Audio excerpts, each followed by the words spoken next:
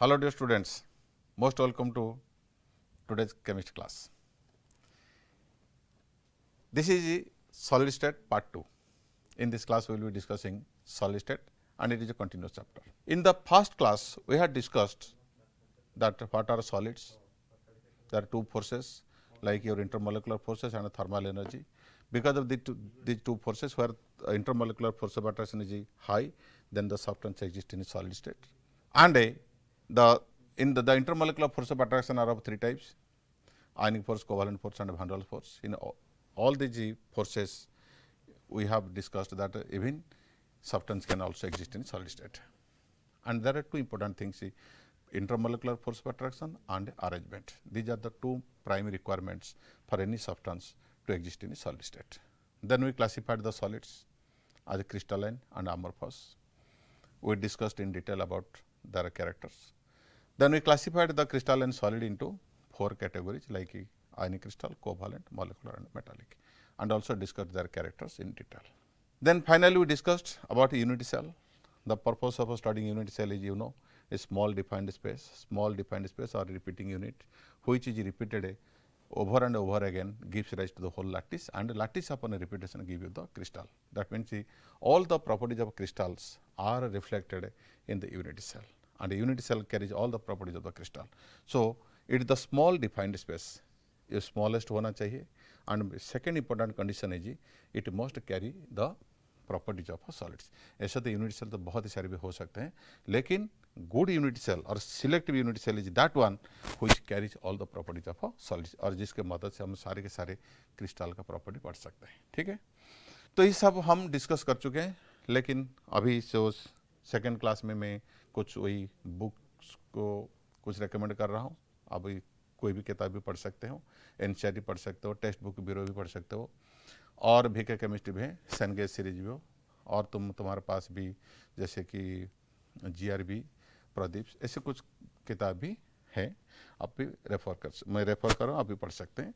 लेकिन सबसे इम्पोर्टेंट है कि कंसेप्ट और बेसिक्स फंडामेंटल को क्लियर करना चाहिए. सॉलिड स्टेट बहुत ही आसान सा टॉपिक है, थोड़ा सा इमेजिनेशन पावर होना चाहिए. ठीक है, मैं कोशिश कर रहा हूँ कि जितने पॉसिबल हो आपको अच्छी तरह से समझाऊँ, और मैं उम्मीद करता हूँ कि ये टॉपिक ख़त्म होने के बाद आप लोगों का सारे के सारे जो भी इमेजिनेशन पावर जरूर अच्छा ही होगा. ठीक है, देखो यूनिटी सेल के बारे में तो मैंने बताया. Purpose of studying unity cell is to study the properties of crystal. ये बात ध्यान में रहे कि यूनिटी सेल सिर्फ और सिर्फ हम पढ़ते हैं जो होल क्रिस्टल का प्रॉपर्टीज पढ़ने के लिए. इसमें इतने सारे मॉलिक्यूल्स, इतने सारे पार्टिकल्स है, इनका अरेंजमेंट के बारे में पता लगाना इतना आसान नहीं है.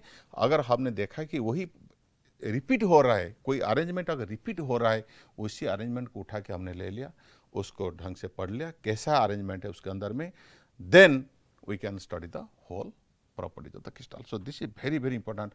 यूनिट सेल के ऊपर में ज़्यादा फोकस करना.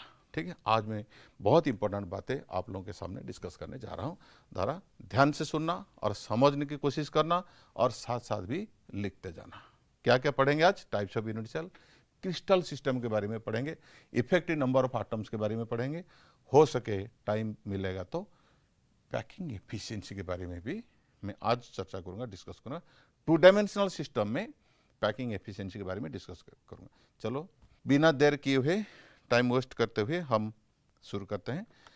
तो यूनिट सेल तो मैंने बता दिया कि smallest repeating unit which carries all the properties of crystals, and upon repetition give you lattice, and lattice upon repetition give you whole crystal, and the position of each atom is represented by a point.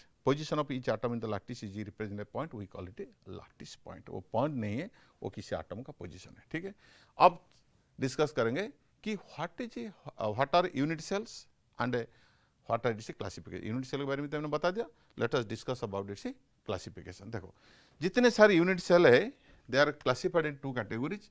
Unit cells are of two types. Normally or broadly they are classified into two categories, number or two types. Number one is primitive unit cell, primitive and non-primitive unit cells, primitive unit cell and non-primitive unit cells. ठीक है, primitive unit cell का मतलब क्या है? देखो primitive unit cell का मतलब the unit cell, suppose this is a unit cell. In primitive unit cell, the atoms are present only at corners, only at corners. सिर्फ और सिर्फ कॉर्नर में है. देखो ये एक क्यूब है, यूनिट सेल, मान लो क्यूबिक यूनिट सेल मैंने ले लिया, ठीक है. It has 8 corners. देखो द पार्टिकल्स और एटम्स, आयंस हो, मॉलिक्यूल कुछ भी हो जिसमें वो बना हुआ है, वही सब particles, the constituent particles are present only at corners. If a unit cell contains atoms or the molecules or ions, particles present at corners, only at corners. देखो they are present only at corners, 8 corners. देखो ये रहा तुम्हारा एक, मान लो unit cell, ये रहा तुम्हारा एक यूनिट सेल है, 8 कॉर्नर से, सिर्फ और सिर्फ कॉर्नर में प्रेजेंट है और कहीं पे नहीं है, तो उसको कहेंगे कि प्रिमिटिव यूनिट सेल. जैसे कि तुम्हारा सिंपल क्यूबिक यूनिट सेल, ये रहा simple cubic unit cell, SCC के नाम से उसको हम जानते हैं, simple cubic unit cell. Non primitive क्या है? नॉन प्रिमिटिव का मतलब 8 कॉर्नर में तो एटम्स रहेंगे ही रहेंगे, वो तो कंपलसरी है, उनको 8 कॉर्नर में तो रहना ही है. देखो 8 कॉर्नर्स में है, 8 कॉर्नर्स में है. इन एडिशन टू 8 कॉर्नर्स, देखो ध्यान से देखना, if they are present in some other positions, corner को छोड़ के अगर कहीं दूसरे जगह पे है, जैसे ये रहा कॉर्नर, ये तो कंपलसरी, देखो इसमें तो रहना ही है. देखो ध्यान से देखना, non primitive unit cells in addition to corners if they are present at some other positions, like अगर फेस सेंटर, देखो ये रहा फेस, उसका सेंटर ये रहा फेस, राइट साइड फेस, इसका सेंटर ये, और ये बटम वाला, ये देखो ये बटम वाला, उसका फेस सेंटर ये रहा.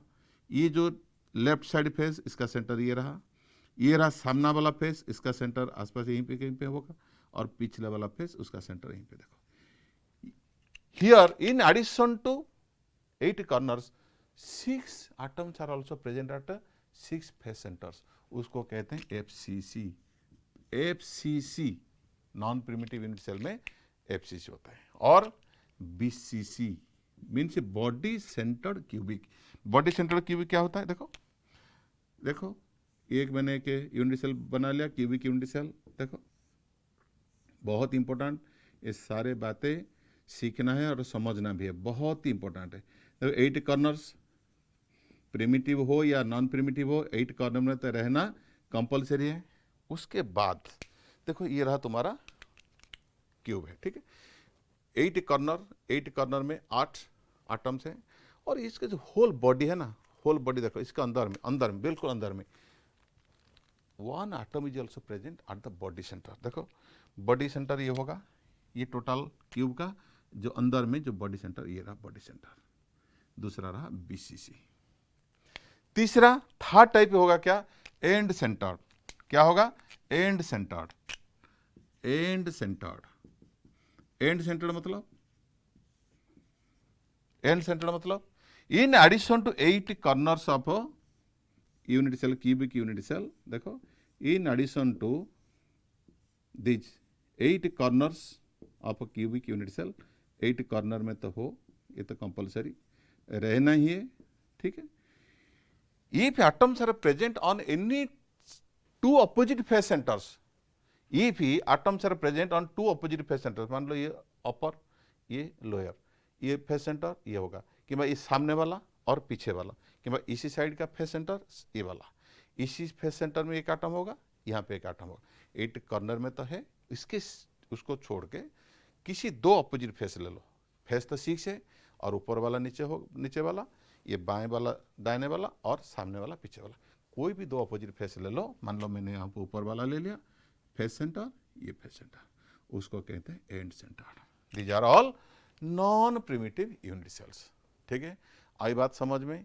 मेरे ख्याल से यहाँ तक तो कोई प्रॉब्लम नहीं होना चाहिए. ठीक है, नेक्स्ट डिस्कस करेंगे क्रिस्टल सिस्टम. देखो बॉडी सेंटर्ड, फेस सेंटर्ड और एंड सेंटर्ड, ये रहा तुम्हारा सिंपल क्यूबिक.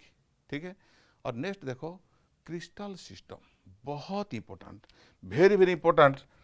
ज़्यादातर स्टूडेंट्स को तो ये मालूम नहीं होता है कि वो बोर हो जाते हैं देखते ही, मान लो कि कहते हैं कि ये कैसा है, इसको कैसे याद रखना, और रट्टा मारते हैं, इधर रट्टा मारते तो उधर भूल जाते हैं, ठीक है। ऐसे बहुत ही तकलीफ होता है याद रखने के लिए। मैं एक सिंपल तरीका बता रहा हूँ, ट्रिक बता रहा हूँ, ध्यान से सुनना। वो ट्रिक को भी समझना और याद भी रखना, साथ साथ काम चल जाएगा जिंदगी भर, वो आसान हो जाएगा, वो टॉपिक आसान हो जाएगा। देखो जितने सारे क्रिस्टल्स है ना, सारी की सारी क्रिस्टल्स, देयर आर 7 सिस्टम्स है, 7 सिस्टम्स, ठीक है। सारी क्रिस्टल का 7 सिस्टम्स होते हैं। जैसे कि देखो क्रिस्टल सिस्टम, मैं एक टेबल बना रहा हूँ, क्रिस्टल सिस्टम। मान लो एक क्रिस्टल है, पहले एक क्रिस्टल में यहाँ पे बना लेता हूँ। एक क्रिस्टल है, ध्यान से देखना, एक क्रिस्टल है, ठीक है। ये क्रिस्टल है, ठीक है। मान लो कोई भी क्रिस्टल हो सकता है। देखो ये रहा तुम्हारा एक्स एक्सिस, ये मान लो रहा तुम्हारा वाई एक्सिस, ये मान लो रहा तुम्हारा जेड एक्सिस, ठीक है। This is Z axis. X direction में उसको हम लेंथ कहते हैं ए, वाई डायरेक्शन में इसी लेंथ को हम कहेंगे बी, ब्रेड्थ, और जेड डायरेक्शन में इसी हाइट को हम कहेंगे सी। आई बात समझ में? नेक्स्ट जो एंगल, ये जो फेस के बीच में जो एंगल है, इंटरफेशियल एंगल, देखो अगर मैंने यहाँ पे ले लिया फेस ए बी, ठीक है, ए सी, उनके बीच में जो एंगल है उसको कहते हैं अल्फा। ए और बी के बीच में जो एंगल है उसको कहते हैं गामा, ध्यान से सुनना। और बी और सी के बीच में जो एंगल है उसको कहते हैं बीटा। देखो ए बी के बीच में जो एंगल है, दिस एंगल को देखो, उसको कहते हैं गामा। मैं थोड़ा रेड मार्क, गामा। और तुम्हारा जो बी और सी के बीच में, देखो बी और सी के बीच में उसको कहते हैं हम बीटा। और ए और बी के बीच में देखो ये गामा, और ए और सी के बीच में इसको कहते हैं alpha. So all the crystal systems, they are differentiated by their length, breadth and height, length, breadth, height, और अल्फा, बीटा, गामा। इसी से उनके बीच में फर्क आता है। Alpha, beta, gamma, A B C को लेके देयर आर 7 क्रिस्टल सिस्टम। और जितने सारे क्रिस्टल्स दुनिया में है, संसार में, ये सारी सिस्टम, सारी की सारी क्रिस्टल्स किसी भी सिस्टम के अंदर में आते हैं। They belong to any of the system. देखो कैसे याद रखना, मैं एक ट्रिक बताता हूँ। Crystal system, 7 systems. क्यूट, ऐसे लिखता हूँ, cute our mother, cute our mother, ऐसे याद रखना। क्रिस्टल क्यू मीन्स क्यूबिक, ध्यान से देखना, बहुत ट्रिक बता रहा हूं। T means tetragonal, cute tetragonal. Our means orthorhombic, MO means monoclinic, T means triclinic, H means hexagonal, R means रंबोहेड्रल,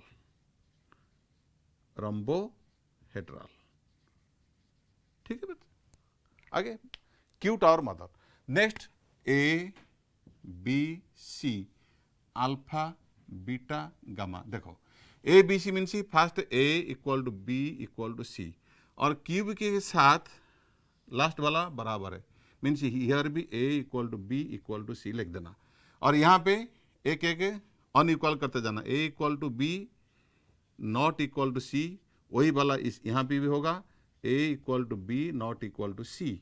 यहाँ देखो A not equal to B not equal to C, ये इसके साथ ये बराबर होगा, A not equal to B not equal to C, और ये भी A not equal to B not equal to C, ये लिखना। अल्फा, बीटा, गामा, देखो alpha equal to beta equal to gamma equal to 90 degree, इसका भी alpha equal to beta equal to gamma equal to 90 degree, और इसका भी यही लिख देना, alpha equal to beta equal to gamma equal to 90 degree. और यहाँ आ जाओ, यहाँ alpha equal to beta equal to gamma not equal to 90 degree. और जो टेट्रागोनल ट्राइक्लिनिक है ना, ये बड़ा खतरनाक है, alpha not equal to beta not equal to gamma not equal to 90 degree. उसके बाद हेक्सागोनल लिखना, hexagonal alpha equal to beta equal to 90 degree और गामा इक्वल टू 120 डिग्री लिखना। और यहाँ पे alpha equal to gamma equal to 90 degree and beta is not equal to 90 degree. मैंने बता दिया ये ट्रिक। और देखो कितने number of Bravais lattice, 14 ब्राविस lattice. ब्राविस lattice क्या होता है जानते हो? किसके पास कितने नंबर की यूनिट सेल्स है, कितने नंबर की यूनिट सेल्स है। क्यूब के पास 3 नंबर की यूनिट सेल्स है, ऐसे टोटल 14 तुम्हारा जो ब्राविस लैटिस है। एक नंबर याद रख लेना 32, इसके पास 3 है। ब्राविस लैटिस इसके पास 3 2 4 2 111। देखो मैं इसको राउंड ऑफ कर देता हूँ समझने के लिए। 3 2 4 2 और 111 ऐसे याद रख लेना, बहुत इंपॉर्टेंट चीज़ है। अगर ये हो गया ना, मान लो कुछ भी एंट्रेंस आप फेस करोगे, you will have no problem in answering all these any questions that are likely to come from this Bravais lattice और क्रिस्टल सिस्टम। बहुत इंपॉर्टेंट ट्रिक है, बहुत इंपॉर्टेंट ट्रिक मैं बता दिया। और याद भी रख लेना, देख लेना जो ट्रिक जैसे मैंने बताया उसी हिसाब से लिखना और प्रैक्टिस करना। ओके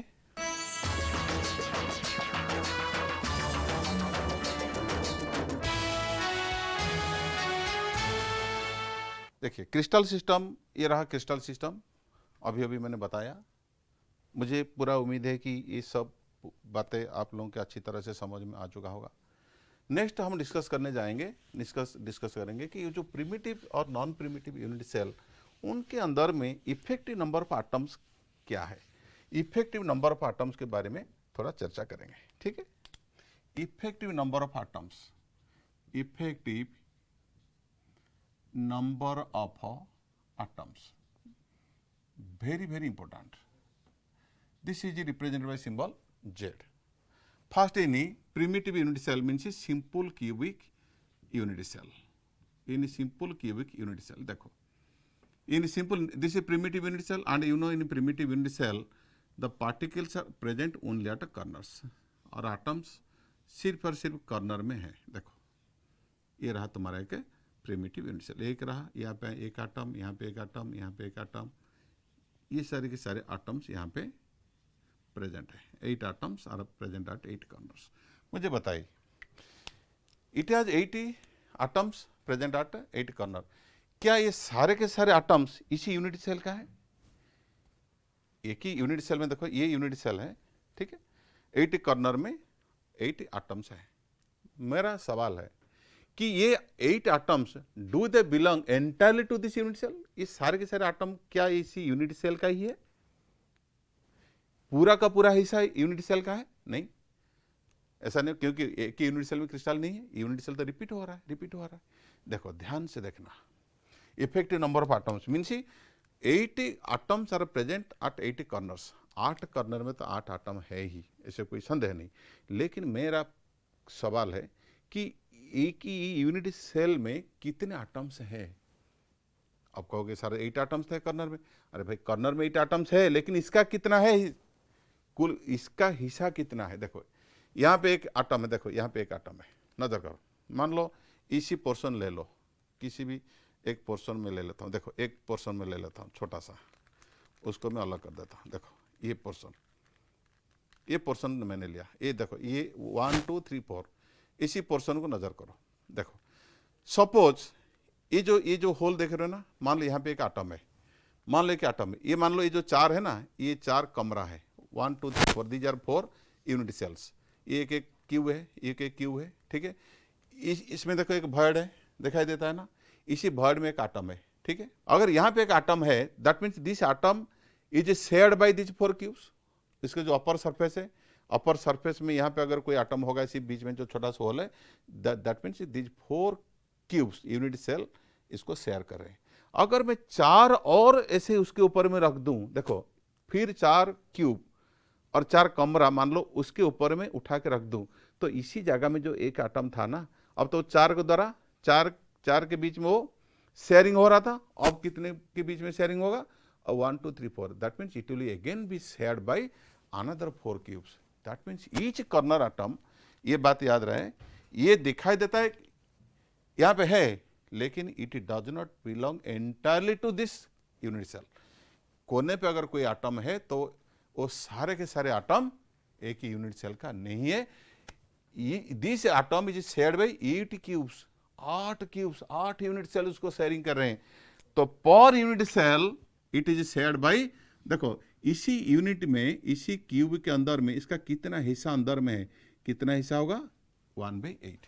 अगर पूरी की पूरी एटम को 8 क्यूब्स शेयर कर रहे हैं तो पर क्यूब कितना होगा, वो इस क्यूब में के कोने में दिखाई देगा कि एक एटम है, लेकिन कितना हिस्सा अंदर में है, उसका कितना हिस्सा अंदर में है, इसी यूनिट सेल के अंदर में है 1/8।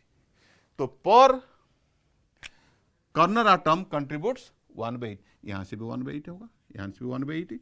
So total number of atoms per unit cell is Z equal to 1/8 from each corner, right? Into there are 80 corner atoms, there are 8 atoms at each corner, so total is 1।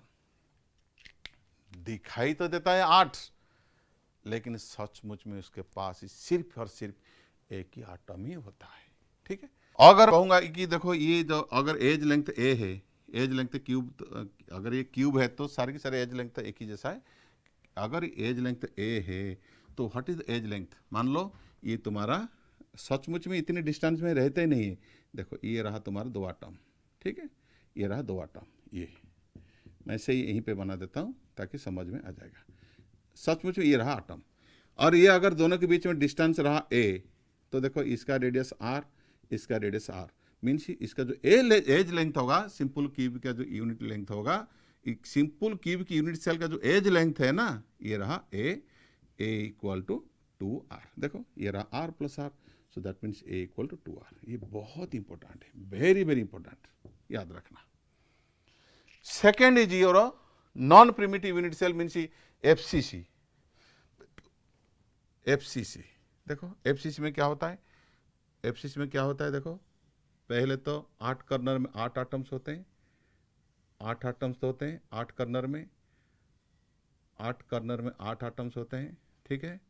देखो 8 corner में 8 atoms होते हैं, और जो 6 faces है ना, वो 6 face ये रहा और ये रहा फेस, ये नीचे वाला फेस, ये साइड राइट साइड फेस, ये पीछे वाला फेस, सामने वाला फेस, फेस सेंटर में।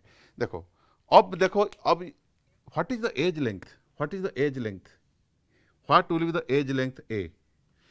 Here in phase center you see this is the phase center, the particles they touch each other along the phase diagonal, remember this one, this is a phase, this is a phase, this is a phase, bottom phase मैंने ले लिया, यहाँ पे atom है, this is atom, यहाँ पे atom है, ठीक है, लेकिन बीच वाला जो एटम है ना, ऐसे ही हम करेंगे, ये कर्नर एटम, ये रहा बीच वाला एटम, फेस वाला सेंटर, फेस सेंटर, ये रहा कर्नर, ये रहा ये रहा, ठीक है, दिस इज फेस, और यहाँ पे एक एटम है, ये रहा, ठीक है। देखो see in FCC the atoms present at corner they don't touch each other, the atoms they touch each other through phase diagonal, face diagonal. देखो तो मान लो ये रहा ए, ये रहा ए, ये रहा आर, ये होगा r प्लस r 2r, ये रहा r, तो क्या होगा, it is right angle triangle, so means a square plus a plus a square equal to 4r square, ठीक है, और 2a square equal to 16r square, और a square equal to 8r square, और a equal to 2√2r। Very very important. जो edge length है, this is relation between edge length and radius of the atom. तीसरा रहा तुम्हारा BCC। देखो BCC में क्या होता है, देखो BCC में क्या होता है, BCC में ध्यान देना 8 कॉर्नर में 8 एटम्स, 8 कॉर्नर में 8 एटम्स रहते हैं, और एक एटम तुम्हारा ये जो बॉडी डायगोनल में, देखो बॉडी डायगोनल, ये रहा body diagonal, means the atoms that touch each other through the body diagonal, atoms touch each other through body diagonal. देखो ये रहा बॉडी डायगोनल, ये रहा बॉडी डायगोनल, ये रहा बॉडी डायगोनल, नजर करो, ध्यान दो, ये रहा तुम्हारा एज, ये रहा फेस डायगोनल, ये रहा फेस डायगोनल, ये रहा body diagonal, means the atoms that touch each other along the body diagonal, ये रहा आर, ये होगा R 2R, ये रहा मीन्स बॉडी डायगोनल का जो लेंथ है 4R, और इसका तो लेंथ जानते हो आप A, और ये रहा A, तो इसका मतलब होगा ये होगा A square plus A square equal to 2A square root over 2A root 2A। ठीक है, ये तो बॉडी, ये तरह फेस डायगोनल रूट 2A। ठीक है, अब देखो ये एक राइट एंगल ट्रायंगल बन गया ना, नहीं, ये एक राइट एंगल ट्रायंगल बनाना नहीं। देखो राइट एंगल ट्रायंगल में क्या होगा, फेस डायगोनल, ये रहा body diagonal square equal to edge square and this is your face diagonal square. So 4R, देखो ध्यान से देखो, ये रहा एटम, बार बार मैं कह रहा हूं the atoms touch each other only at body diagonal through body diagonal, ये बात याद रहे, बहुत इंपॉर्टेंट है। तो बॉडी डायगोनल लेंथ क्या है 4R, R plus 2R plus R, 4R square equal to ये रहा A स्क्वायर प्लस ये रहा तुम्हारा फेस डायगोनल, ये रहा A स्क्वायर, ये रहा 2A square means 3A square, that is 3A square equal to 16R square, और A square equal to 4/16/3R square, और A इक्वल टू क्या होगा square root means root over 4/√3 ये बात याद रहे, बहुत important. 4/√3 is it see the relationship between edge length and a radius, बहुत इंपॉर्टेंट। सो ये रहा effective number of atoms. Effective number of atoms के बारे में और भी डिस्कस करेंगे। ठीक है, okay.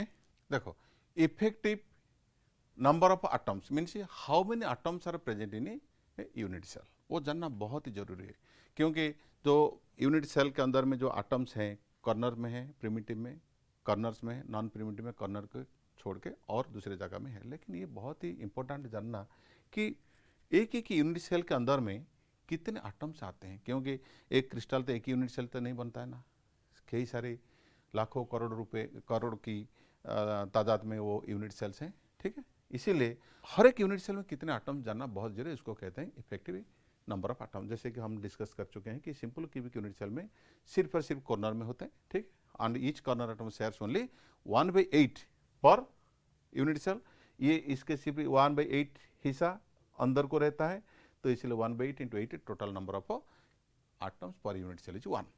But in face centred FCC unit cell, ध्यान से सुनना, FCC यूनिट सेल में the atoms, the corner atoms touch each other, corner atoms touch each other only through face diagonal, only through face diagonal, that is why the edge length equal to 2√2R। बहुत important, इसको याद रखना जब हम packing efficiency calculation करेंगे ना, ये बहुत ही काम की चीज़ है A और R के बीच। आज मैं गजब का चीज़ बताऊंगा कि पैकिंग एफिशिएंसी कैसे कैलकुलेशन करें, सिंपल तरीका बताऊंगा। सारे के सारे स्टूडेंट्स की वही डर है कि वो गलती तो करते हैं उसमें, और डर भी आ जाता है मन में कैसे कैलकुलेशन करें एग्जाम में, अगर उसमें सवाल आ गया तो मान लो कि उनके बीच में एक डर पैदा हो जाता है। आज मैं उसको भी दूर करूंगा। ठीक है, उसको याद रखना। और जो BCC की बात, गजब का बात है, तो atoms they touch each other through body. देखो एक घर है जहाँ बैठो ना, इमेजिन करो, जिस कमरे में बैठो इमेजिन करो, वो 8 कॉर्नर में 8 एटम्स है, 4 नीचे 4 ऊपर 4, और बॉडी सेंटर में एक है। तो किसी भी कॉर्नर से, इसी कॉर्नर से उसी कॉर्नर को एक लाइन खींचो, वो बॉडी सेंटर के थ्रू ही जा रहा है। तो ये रहा body centre R 2R R 4R, और ये रहा राइट एंगल ट्रायंगल हो गया।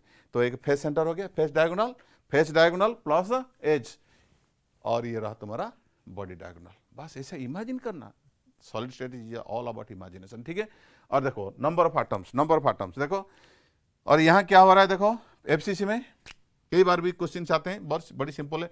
कॉर्नर एटम तो 1/8 × 8 कॉर्नर में 8 एटम्स है। ठीक है, और नंबर ऑफ एटम्स 8, और पर कॉर्नर 1/8 प्लस फेस सेंटर। देखो किसी भी कमरे के, मान लो ये कमरा का एक फेस है। ठीक है, एक ही फेस के अंदर में अगर एक एटम रहा, एक ही दीवार, ये रहा एक दीवार है, कितने कमरे की दीवार होगा, इसी कमरा का और दूसरा का होगा, ये कमरा और दूसरा कमरा, means each face is shared by 2 unit cells. ये घर का होगा और दूसरा मकान का भी होगा, दूसरा कमरा का भी होगा। तो अगर यहाँ पे कोई एटम रहता है सेंटर में, तो 50% तो यहाँ रहेगा, 50% तो वहाँ रहेगा।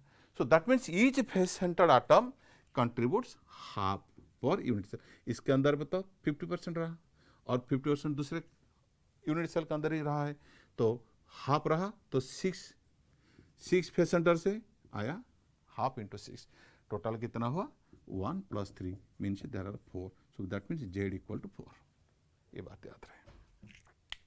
Another important thing is in BCC में देखो वही 8 atoms at 8 corner देखो. So number of atoms क्या होगा 1 by 8 into 8 right. और एक atom इसी यूनिट सेल के अंदर में ही है, उसके अंदर में है. तो अंदर मतलब ये पूरी की पूरी उसी का ही है. तो उसको तो कौन जो अंदर में बॉडी के अंदर में है तो वो तो बॉडी का ही पार्ट हो गया ना, सिस्टम का पार्ट हो गया. तो 1. सो 1 + 1 इज इक्वल टू 2. ये बात याद रहे. A इक्वल टू 4/√3r याद रखना. Number of effective number of atoms is 2 या इसको भी याद रखना. और यहाँ पे इफेक्टिव नंबर ऑफ एटम्स 4 याद रखना. और इसके साथ साथ इसका जो एज लेंथ और एज और आर के बीच में जो रिश्ता है उसको भी याद रखना. और यहाँ पे A इक्वल टू 2r होते हैं, Z इक्वल टू ये होता है. और एक बार भी मैं लिख देता हूँ यहाँ पे. और A इक्वल टू 4/√3r ठीक है. और ये रहा तुम्हारा 4 number of atoms, Z equal to 4. ये तीनों चीज़ को ध्यान से समझना और साथ साथ याद भी रखना बहुत इंपॉर्टेंट है. ठीक है. अब मैं एक क्वेश्चन देता हूँ. देखो एक compound is made up of 2 elements X and Y. देखो वो क्वेश्चन भी ऐसे ही भी पूछा जाता है. कंपाउंड X और Y 2 एलिमेंट से बना है, X और Y. बड़ी आसान से कर सकते हो. और it has FCC unit cell, FCC lattice में लिखा हुआ मतलब कि आपको तो याद आ जाना चाहिए कि कर्नर में और फेस सेंटर में 8 कर्नर में 8 है, फेस सेंटर में. ठीक है. कौन है प्रेजेंट है, कौन प्रेजेंट है? Y are present at each corner. Y it has FCC Y atoms are present at its corner while atoms X are present at alternate face center. Means ये Y is at corner, ये corner में, और ये alternate face center में, alternate face center में. मतलब क्या? corner में का मतलब 8 corner में 8 है. तो number of Y atoms क्या होगा? number of Y atoms क्या होगा बोलो? number of Y atoms equal to 1/8 into 8 होगा ना, नहीं बोलो? 8 corner में सिर्फ और सिर्फ कर्नर में प्रेजेंट है. तो 8 कर्नर्स और from 1 corner we are getting 1/8 into 8 1. So means Y number of Y atom is 1. देखेंगे एक यूनिट सेल में जितने नंबर की X और जितने नंबर की Y है वही है फॉर्मूला, वही है कंपाउंड का स्टोकियोमेट्री. ठीक है. अब देखो alternate face centre, there are 6 face centres है ना, there are 6 face centres. Alternate मतलब एक ही फेस सेंटर में है, इसमें नहीं है, इसमें है, इसमें नहीं है. दैट मीन्स इट हैज, मान लो तीनों को गायब कर दो. तीनों में है, तीनों में नहीं है. तीनों में ऑल्टरनेट, यहाँ पे है, यहाँ पे नहीं है, यहाँ पे है, यहाँ पे नहीं है, ऐसे ही. यहाँ पे है, इसमें नहीं है, यहाँ पे है, इसमें नहीं, ऐसे ही.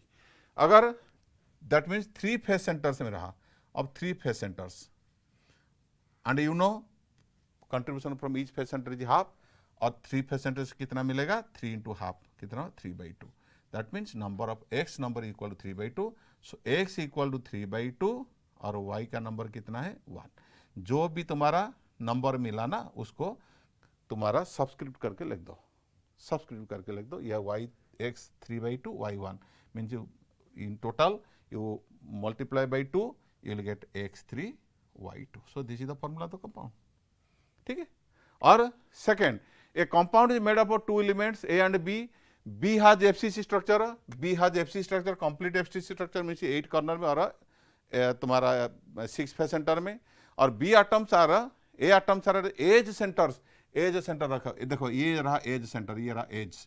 एज मीन्स ही these are edge. There are 12 edges, ऊपर 4, नीचे 4 और इस साइड में 4. There are 12 edges. ठीक है. एज सेंटर में देखो एक ही एज, कितना कमरा के एज हो सकता है? देखो ये मान लो एक एज है, ये एक ही कमरा है, ये दूसरा का हो सकता है, इसके सामने वाला का और इसका सामने वाला का. मीन्स ईच एज सेंटर, देखो एक एज सेंटर में मान लो एक एज है, यहाँ पे कोई एटम है. ठीक है. ये कितने क्यूब का और कितने कमरा का हिस्सा हो सकता है? देखो ये एक यहाँ रहा और इसके साइड वाला भी एक आ सकता है. ठीक है. दोनों को शेयर करेगा. इसके ऊपर में एक रख दो, इसके ऊपर में रख दो. Means each edge centre atom can be shared by 4 1 2 उसके ऊपर में, इसके ऊपर में. ठीक है. समझ में आ रहा है ना. यहाँ पे अगर एज में कोई एटम है तो ये तो इसका ही हिस्सा है और दूसरा क्यूब यहाँ पे रख लो, ये भी इसका भी बन जाएगा. इसके ऊपर रखो, इसके ऊपर रखो और 4. Means each edge centre atom is shared by 4 cubes. ठीक है. तो उसका शेयर कितना आएगा पर क्यूब? कितना दिखाई देगा? 1/4. ठीक है. आई बात समझ में? and also present at A center, ठीक है, as face and B atoms are corner and face center, A atoms are as A centers. देखो तो अगर A atoms are तो B नंबर कितना होगा बोलो, B का नंबर कितना होगा, B तब फेस सेंटर में, B तब फेस सेंटर में, फेस सेंटर मतलब 1/8 into 8, 8 corner plus 6 face centre, तो 4 हो गया। A कहाँ पे है, एज प्रेजेंट है edge centre, 1 edge centre contribute to 1/4, 1/4 into there are 12 centre means 3। So A का नंबर हो गया 3, बी का नंबर हो गया 4। सो फॉर्मूला क्या होगा, A3 B4। ऐसे ही करना, बहुत ही सिंपल है, बहुत ही सिंपल है। ऐसे ही सवाल पूछे जाते हैं और तुम्हारे पास जो भी किताब है वो किताब के अंदर देखो बहुत सारे प्रॉब्लम से दिए हैं, दिया गया तुमको, उसको भी सॉल्व करना, ठीक है, आराम से हो जाए, कोई बात नहीं। अब पैकिंग ऑफ क्रिस्टल्स, मैंने बताया था ना पहले, इंटरमोलिकुलर फोर्स ऑफ अट्रैक्शन और अरेंजमेंट दोनों जिम्मेदार है क्रिस्टल का नेचर कैसा बनेगा, कितना हार्ड होगा, मेल्टिंग पॉइंट, बॉइलिंग पॉइंट कितना होगा, ये सारे के सारे सिर्फ फोर्स ऑफ अट्रैक्शन के ऊपर डिपेंड नहीं कर रहा है, वो डिपेंड कर रहा है उसके अंदर में अरेंजमेंट कैसा है। जैसे कि आप जानते हो ये रहा तुम्हारा क्रिस्टल, ये 3 डायमेंशनल है, this is A length, this is A breadth, this is A height, length breadth height कैसे बना है, देखो देखो नीचे देखो, ये पहले एक एटम्स आपने देखो एक लाइन में they are arranged in a line, that is called 1 dimensional arrangement. पहले 1 डायमेंशनल अरेंजमेंट रहा, और ये मान लो एक्स एक्सिस में रखो, पहले एटम्स एक्स एक्सिस में आते हैं, उसके बाद वाई एक्सिस में आते हैं, तो ये रहा पहला 1 डायमेंशनल, उसके बाद और दूसरे लाइन पे आते हैं, एक प्लेन बनाते हैं, ये रहा नीचे बाद देखो ये एक प्लेन हो गया, उसको कहते हैं 2 डायमेंशनल पैकिंग। पहले 1 dimensional means it gives edge, then 2 dimensional it gives your plane, and along z axis it gives you a perfect 3 dimensional crystal. So crystal का जो पैकिंग होता है ना, वो शुरुआत होता है 1 डायमेंशनल से, देखो 1 dimensional packing, then 2 dimensional packing, then 3 dimensional packing. 1 dimensional से हम जाएंगे 2 डायमेंशनल तक, 2 से जाएंगे 3 तक, ध्यान से देखना, ठीक है, बहुत इंपॉर्टेंट चीज है, ठीक है। देखो 1 dimensional packing, 1D packing, 1D packing means देखो atoms they are arranged along any direction, मान लो this is X axis, suppose this is X axis, this are the atoms they are arranged in along this axis, X axis हो Y और Z, किसी भी coordinate axis के ऊपर में they are arranged side by side. Crystalline मतलब geometrically perfectly orderly arranged. ये रहा तुम्हारा 1 डायमेंशनल। 1 डायमेंशनल अरेंजमेंट से क्या फॉर्मेशन होता है, एज फॉर्मेशन होता है, it gives rise to edge. देखो ना 1 डायमेंशनली जब पार्टिकल्स अरेंजमेंट होते हैं ना, एज फॉर्मेशन होता है। ये सारे एज, जितने सारे एज देखते हो ना, यही है, यही तुम्हारा एजेस है। ये रहा तुम्हारा एज, ये लेंथ हो सकता है, ब्रेड्थ हो सकता है और हाइट भी हो सकता है, ठीक है। सो 1 dimensional arrangement gives rise to edge of a crystal, उसे एक एज बनता है। और दूसरा बात इसमें इंपॉर्टेंट क्या है कि देखो कोऑर्डिनेशन नंबर पूछता है, what is coordination number, what is coordination number. Coordination number means number of atoms they are surrounding a given atom and a physically in touch with that atom. क्या बताया मैंने, coordination number मतलब मैंने suppose ये रहा ये atom का मैंने बताया कोऑर्डिनेशन नंबर कितना है। What do mean by coordination number, means how many other atoms are surrounding this atom and touching each other, touching this atom, कितने एटम्स उसको घेरे हुए हैं और उसको टच कर रहे हैं, घेरे हुए हैं और टच कर रहे हैं। देखो ये और ये दोनों टच कर रहे हैं, so coordination number of atom equal to 2, it is the number of atoms surrounding atom and physically touch that atom. लेकिन एंड में अगर कोई एंड एटम के बारे में पूछेगा व्हाट इज कोऑर्डिनेशन नंबर, तो कोऑर्डिनेशन तो 1 होगा, एंड एटम का कोऑर्डिनेशन नंबर 1 होगा, और बीच वाले जितने एटम्स होंगे उनका तो 2 ही होगा। इसी 1 डायमेंशनल, 1 डायमेंशनल से शुरू होता है।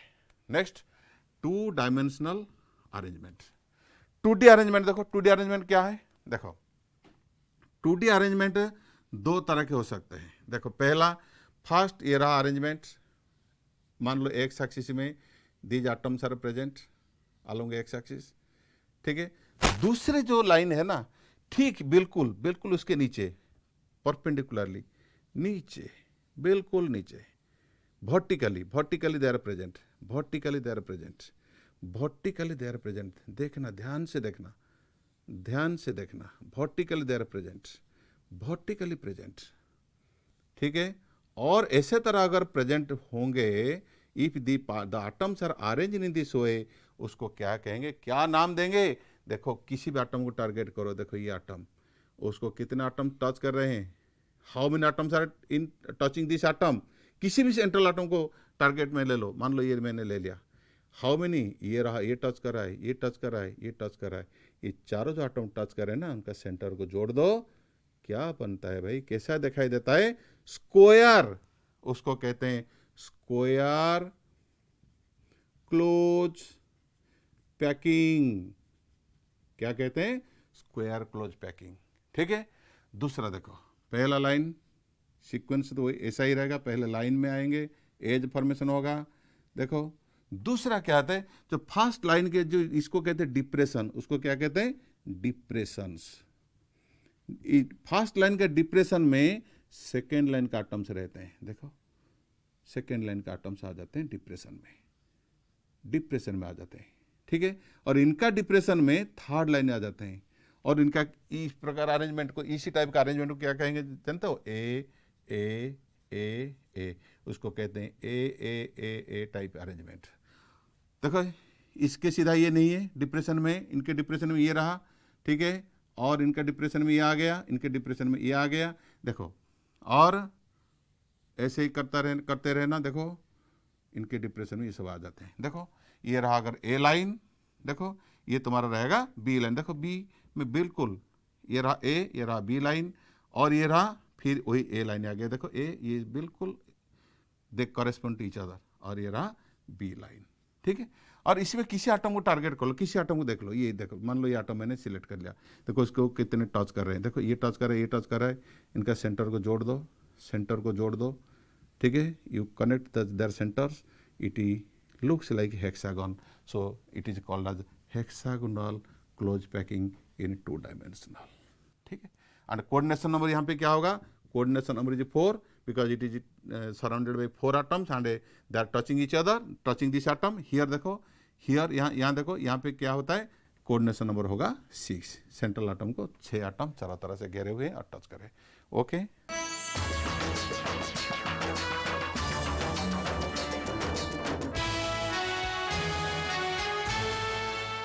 टू डायमेंशनल अरेंजमेंट के बाद अब हम डिस्कस करने जा रहे हैं पैकिंग एफिशिएंसी। पैकिंग एफिशिएंसी मतलब क्या? How much volume is occupied by the atoms in available space in unit cell.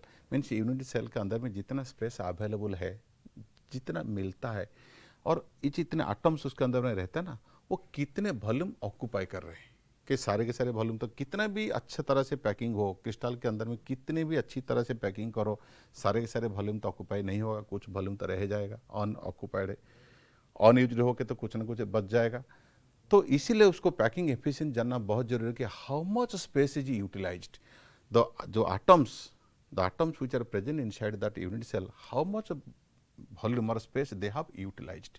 So packing efficiency का एक बहुत ही बड़ा अच्छा, बहुत आसान सा तरीका मैं बता रहा हूँ। पैकिंग एफिशिएंसी कैसे निकालोगे? पैकिंग एफिशिएंसी मीन्स जेड, बहुत ही सिंपल सा तरीका मैं बता रहा हूँ। And Z means number of atoms present in that unit cell into space occupied by the atom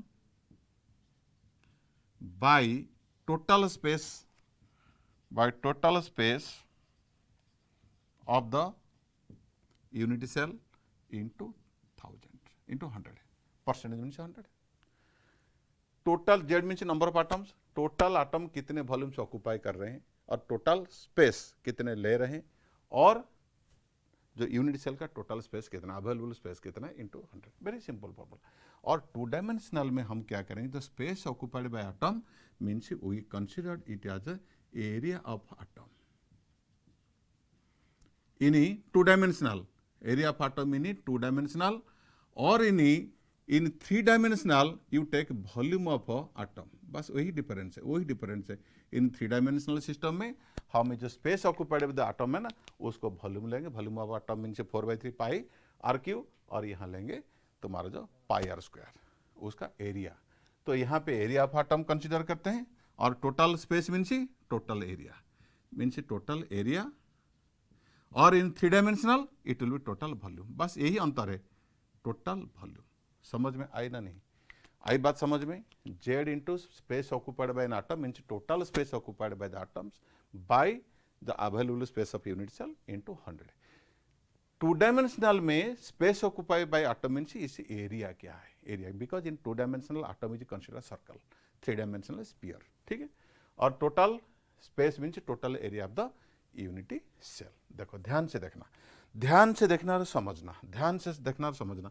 अब मैं स्क्वायर क्लोज पैकिंग की एफिशिएंसी निकालने जा रहा हूँ, स्क्वायर क्लोज पैकिंग एफिशिएंसी निकालने जा रहा हूँ। बहुत सारी किताब में गलत लिखा है, गलत लिखा है। देखो नंबर ऑफ एटम जेड, पहले जेड कैलकुलेशन करना। जेड कैसे कैलकुलेशन करोगे? 2 डायमेंशनल में एंगल अप्रोच होना चाहिए, एंगल अप्रोच। देखो मंश ये मान लो मेरा एक है, ये यूनिट सेल मैंने लिया, एक ही यूनिट सेल, ये डिफाइन है, ये तो रिपीट हो रहा है, रिपीट होने के बाद इसी डायरेक्शन में, इसी डायरेक्शन में, किसी डायरेक्शन में रिपीट होगा तो तुम्हारा क्रिस्टल बनेगा यूनिट सेल। देखो मीन्स इसी यूनिट सेल में जितने एटम, देखो ये एटम का कितना हिस्सा यहाँ पे रह रहा है, देखो टोटल कितना है, ये देखो ये एंगल कितना है 90 degree, means 90 degree angle is remaining inside the unit cell. ये यूनिट सेल, ये रहा यूनिट सेल, इसके अंदर में 90 डिग्री, इस एटम का 90 डिग्री यहाँ रहा, और 90 डिग्री इसका भी रहा, 90 डिग्री इसका रहा, कितने से 360 से। तो जेड इक्वल टू क्या होगा, एक ही एटम का कंट्रीब्यूशन क्या होगा, 90 डिवाइडेड बाई 1/360, मीन्स 360 डिग्री से, टोटल 360 डिग्री से 90 डिग्री इसी यूनिट सेल के अंदर में रहा, तो कितना होगा 1/4, इसका 1/4, इसका 1/4, इसका 1/4, इसका 1/4, मीन्स 1/4 into 4 means Z equal to 1। आई बात समझ में? तो पहले जेड हो गया। Space occupied by an atom, देखो एटम का तो रेडियस आर है, तो एरिया क्या होगा, एरिया क्या होगा, area of atom equal to pi are square, ठीक है, पाई आर स्क्वायर। और क्या होगा, देखो total area of unit cell, total area unit cell, देखो ये टोटल एरिया, ये रहा, ये तो रहा तुम्हारा टोटल एरिया। टोटल एरिया क्या होगा, देखो total area, total area, total area equal to pi are square. देखो टोटल एरिया, टोटल एरिया होगा पाई, ये तो इसका एरिया, और क्या होगा देखो टोटल एरिया, ये रहा जेड। अब निकालना है हमको टोटल एरिया, देखो ये तरह क्यूब जैसा ए स्क्वायर, ठीक है, total area means A square, A means A equal to 2r, 2r मीन्स स्क्वायर मीन्स 4r स्क्वायर।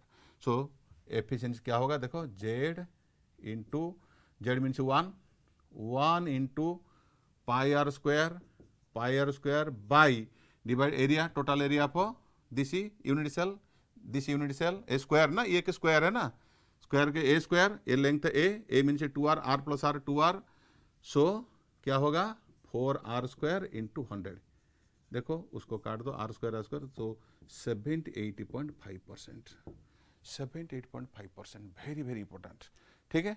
और ये हेक्सागन यहाँ पे देखो, यहाँ देखो मान लो ये कि तुम्हारा, ये रहा तुम्हारा एच शिप में, very very important, H ship में देखो ये रहा तुम्हारा एक यूनिट सेल, मैंने मान लिया एक यूनिट सेल है। देखो यूनिट सेल में कितना 6 एटम्स आर इनसाइड, लेकिन उनका कितना हिस्सा है यहाँ पे, कितना एंगल 120, इसका 120 हिस्सा इसमें, 120 हिस्सा इसमें, 120 हिस्सा इसमें, और एक एटम बिल्कुल अंदर में है। तो 6 एटम्स का कितना हिस्सा है 120 by out of 360, out of 360 120 is present inside into कितने नंबर के, 6 नंबर की, और एक एटम का 360 डिग्री बिल्कुल इसके अंदर में समा गया है, तो ये रहा, तो कितना होगा, ये रहा 3 और ये रहा 2, सो 1 + 2 = 2 + 1 = 3, सो जेड इक्वल टू 3, ठीक है। और देखो जेड निकल गया, और स्पेस ऑक्यूपाइड बाय एटम तो पाई आर स्क्वायर, ठीक है, पाई आर स्क्वायर। अब total area of the unit cell, total area of unit cell मतलब देखो टोटल एरिया क्या होता है, यहाँ पे देखो तुम्हारा, अगर देखो उसको अगर हम कनेक्ट करेंगे तो देखो देयर आर 6 इक्विलैटरल ट्रायंगल्स, बहुत इंपॉर्टेंट बातें हैं।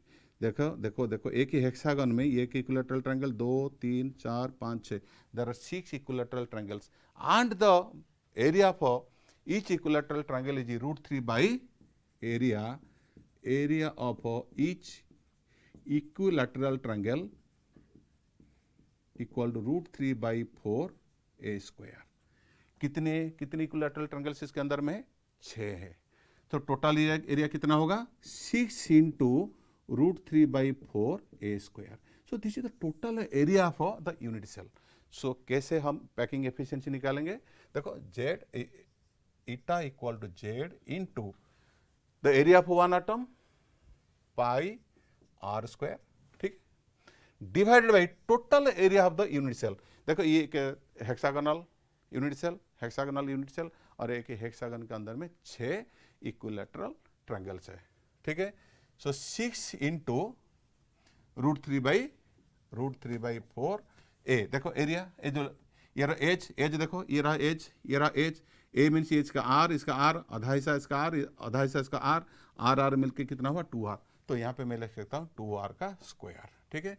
तो आर स्क्वायर तो कट जाएगा इंटू 100। एफिशिएंसी परसेंट से निकालते तो 100 से तो मल्टीप्लाई करना पड़ेगा। देखो इसका जो एफिशिएंसी है 90.6% के आसपास आ जाता है।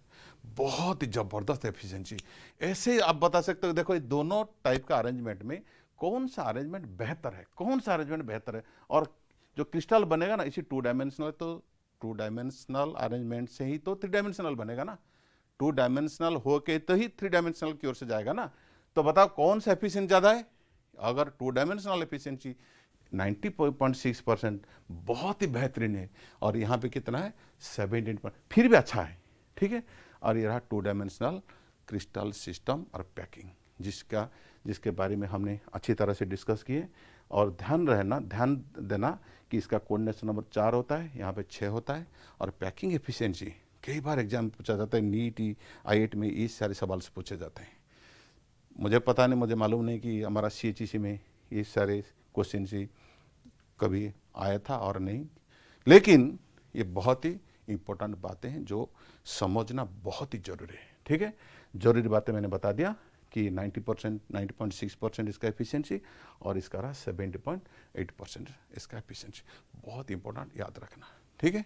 और इसके साथ ये तुम्हारा सेकेंड पार्ट ख़त्म हुआ, और आई होप कि आप लोगों की बातें अच्छी तरह से समझ में आ चुका होगा।